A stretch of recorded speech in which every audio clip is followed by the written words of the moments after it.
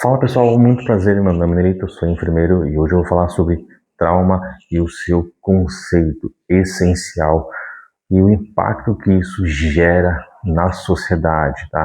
A saúde pública. Quando a gente fala em APH, nós pensamos logo de cara no trauma.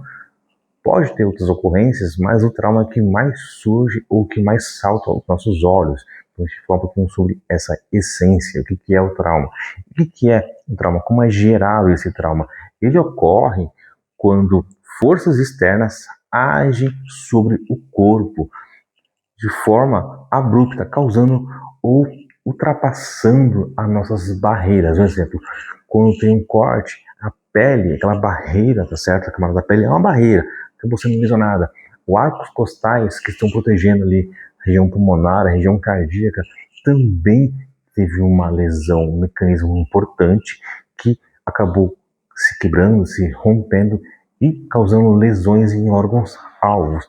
Muitas das vezes tendo comprometimento mecânico, mas também funcional. Um exemplo, uma pancada no tórax muitas vezes vai comprometer a frequência cardíaca, a frequência respiratória, aumento do nível de dor, às vezes rebaixamento de nível de consciência. Então a parte funcional também foi comprometida. E olha só, por que a gente não pode chamar trauma de acidentes? Por quê? Esses eventos seguem padrões, têm fatores de risco claros e podem ser evitados. Um exemplo muito clássico, uma queda de moto ou mesmo um atropelamento. Muitas das vezes foi falha mecânica, talvez falta de manutenção, embriaguez ao volante, imprudência. Então, são fatores, tá, que podem ser evitados e seguem um padrão. Um exemplo aqui, ó. Criança puxando a panela, pode causar uma lesão térmica. Aqui, um afogamento. Aqui está distraída, lendo um jornal, e aqui a criança se afogando, andando de bicicleta, e o carro vem e atropela.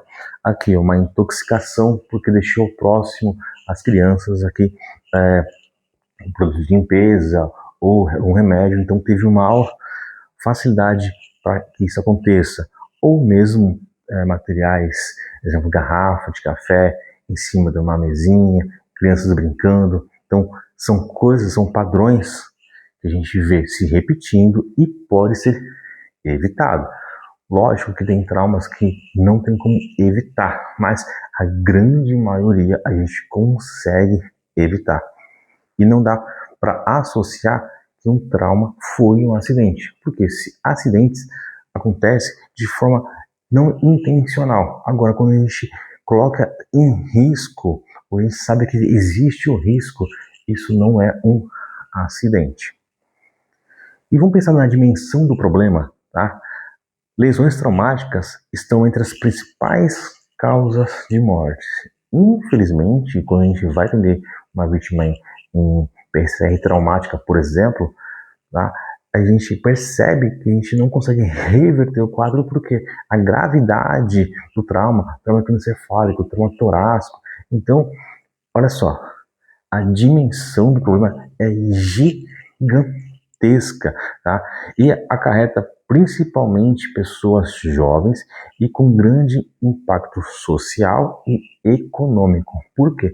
Pessoas que de repente estão internadas, ficam internadas por longo período de tempo, ou mesmo o tratamento ele é longo, então acaba tendo um custo também para os hospitais, para o próprio paciente, propriamente dito. Então, só que a gente não está falando aqui de custo, não está falando disso, estou falando que existe um custo muito alto, às vezes mesmo com a vida desse jovem que foi ceifada. E as consequências, como eu já falei, também o trauma gera uma sobrecarga do serviço de emergência. Quantas vezes você chegou no hospital e encontrou um hospital extremamente lotado de gente? E muitas das vezes é trauma. Essa semana mesmo, atendemos uma vítima de trauma e quando chegamos no local, no hospital, com essa vítima, mais 4 vítimas chegou com outras viaturas, com o bombeiro, com o SAMU, em lesões traumáticas por queda de moto, por lesão por arma de fogo e assim por diante. Também aqueles leitos que estavam vazios, quando nós chegamos, depois de uns 4 minutos, 5 minutinhos mais ou menos, esses leitos que estavam vazios ficou lotado. Se tivesse chegando mais vítimas, de repente de outro acidente ou de outro incidente, já não teria aonde colocar. Então faz uma sobrecarga gigantesca do serviço de emergência, e nem todos os serviços ele é referência de trauma. Falando também da importância da abordagem, quando eu abordo uma vítima de trauma, eu tenho que seguir de forma organizada o atendimento desde o primeiro contato, porque pode ser um local ainda inseguro, a vítima que foi de repente alvejada por arma de fogo, de repente o agressor ainda se encontra no local. Lembrando que quando eu me desloco para uma ocorrência, eu posso imaginar as possíveis lesões. Um exemplo, um carro capotou, um carro bateu de frente, eu consigo imaginar as possíveis lesões.